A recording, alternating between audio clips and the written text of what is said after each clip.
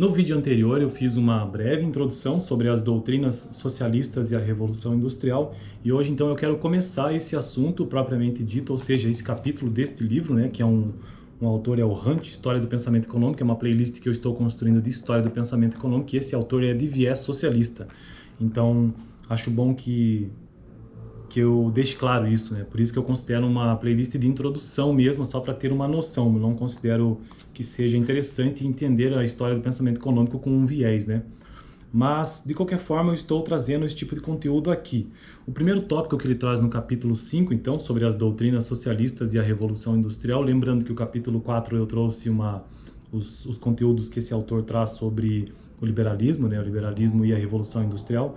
E aí o primeiro tópico aqui é os custos sociais da Revolução Industrial. Teria que gravar 3 vídeos sobre esse texto, porque é um texto bem longo, e vamos ver o que esse autor tem a nos dizer sobre isso. Os custos sociais da Revolução Industrial, parte 1.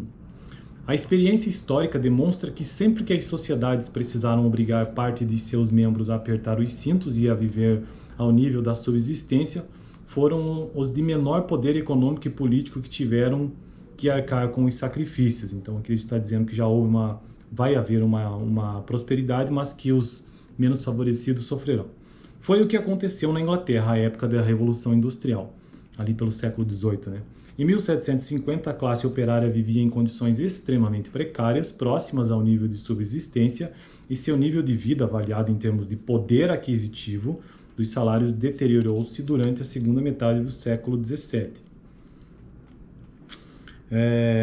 A evolução do padrão de vida da classe operária nas primeiras décadas do século XIX é objeto de discórdia entre os historiadores. O fato de que muitos pesquisadores de renome tenham encontrado provas concretas para afirmar que o padrão de vida da classe operária não sofreu nenhuma melhoria ou até mesmo decaiu é motivo suficiente para concluirmos que se houve alguma melhoria durante esse período, ela foi insignificante. Por isso que eu não sou de esquerda, não tem como acreditar num troço desse. Não, mas tudo bem, vamos continuar. Não resta dúvida de que, ao longo da Revolução Industrial, o padrão de vida dos pobres sofreu, em termos relativos, um declínio considerável. Uma análise minuciosa dessa época demonstra que, em termos relativos, os pobres... Então, esse termo relativo que é um problema. Relativo a quem? Aos ricos? Se você sempre for comparar alguma coisa, sempre alguém vai estar a mais ou a menos, né? Agora, em termos absolutos. Uma análise minuciosa desta época demonstra que, em termos relativos, os pobres tornaram-se mais pobres, enquanto o país, as classes média e as ricas, enriqueceram a olhos vistos. O momento em que os pobres chegaram ao extremo da penúria coincidiu justamente com o momento em que a classe média não sabia mais o que fazer com todo o capital acumulado, investindo desenfreadamente na construção de ferrovias e na aquisição das opulentas mobílias exibidas na Grande Exposição de 1851, ou ainda em suntuosas construções municipais nas cidades fumacentas do norte. Não resta dúvida quanto à classe que pagou os custos sociais em termos de sacrifício de consumo para o processo de industrialização. No entanto, a redução do consumo não foi, de modo algum, o único, nem sequer o pior sacrifício imposto à classe operária pela Revolução Industrial. Então, até aqui ele mostra que apenas houve uma redução de consumo. Vamos ver qual é a segunda perspectiva dele. O sistema fabril recém-instaurado destruiu totalmente o modo de vida tradicional dos trabalhadores. Então, até aqui ele mencionou, ele mostra que os pobres, o que ele usa como pobres aqui, foram os responsáveis, os grandes responsáveis pela Revolução Industrial, mas que eles mesmos não puderam consumir. Esse é o pressuposto aqui. Agora ele vai mudar o pressuposto. O sistema fabril recém-instaurado destruiu totalmente o modo de vida tradicional dos trabalhadores. Então aqui pressupõe que antes existia um outro modo de vida das pessoas. Aqui ele coloca como classe operária, né?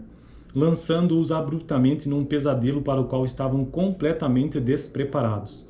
Perderam o orgulho que tinham quando artesãos. Então, quando artesãos, por sua arte, foram privados das relações estreitas e pessoais que vigoravam nas indústrias artesanais. Então aqui ele está dizendo que o padrão, ou melhor, O modo de vida anterior destes trabalhadores, que ele coloca como classe fabril, né, eram artesãos. Então, esse é o segundo pressuposto. Sob o novo sistema, a relação que mantinham com o empregador adquiria um caráter impessoal. Entre ambos interpôs-se o mercado, o vínculo monetário. Então ele está dizendo que agora surge o vínculo monetário, que provavelmente já existia antes, mas aqui ele insiste na narrativa. Foram privados do acesso direto aos meios de produção. Meios de produção são as máquinas, por isso que isso é um livro que tem ele é socialista ou provavelmente marxista, porque é um vocabulário utilizado no Capital do Karl Marx. Meios de produção são máquinas, equipamentos, coisas desse tipo. E reduzidos à mera condição de vendedores de força de trabalho, passando a depender exclusivamente para sobreviver das condições de mercado. Então, força de trabalho também é um outro vocabulário, uma outra palavra utilizada no Capital. E ele coloca aqui os trabalhadores como apenas força de trabalho, ele mesmo reduz eles a isso. O pior de todos os abalos provocados pela Revolução Industrial foi talvez a regularidade mecânica e monótona a que foi submetido o trabalhador sob o sistema fabril. Na Europa pré-industrial, as funções desempenhadas no processo produtivo pelos trabalhadores eram pouco especializadas. Havia um rodízio de tarefas e o ritmo de trabalho variava em função das estações e do clima. Os trabalhadores dispunham de uma liberdade relativa de descansar, de se divertir quando sentissem vontade, ou mesmo de modificar o ritmo de sua rotina de trabalho. Bom, então eu vou finalizar o vídeo por aqui, tá? No próximo eu continuo a parte 2, então, dos custos sociais da Revolução Industrial. Valeu!